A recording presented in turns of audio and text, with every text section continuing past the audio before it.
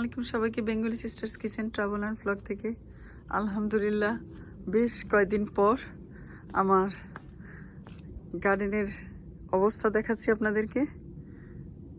5 দিন একটানা প্রায় বৃষ্টি ছিল, একটু বৃষ্টি একটু থামে। পানিতে আমার ধনে গাছগুলো বড় হয়েছে একটু। তারপরে দেখাচ্ছি সব থেকে বেশি বড় হয়েছে আলু গাছ। এটা হলো পালং শাক গাছ। এই গাছগুলো ওঠা শুরু করে দিয়েছে, কালকে বিকাল থেকে আর বৃষ্টি নেই। এগুলো হলো বরবটি গাছ, এদেশি লাউ গাছ। মাশাআল্লাহ, দেখছেন আমার আলু গাছগুলি পানি পেয়ে এত বড় হয়ে গেছে, এত বড় হয়ে গেছে, পুরো ভরে গেছে আলহামদুলিল্লাহ। শুভ সকাল, গুড মর্নিং। আমাদের সকালের নাস্তা পায়েস আর মুড়ি, দেশীয় স্টাইলে।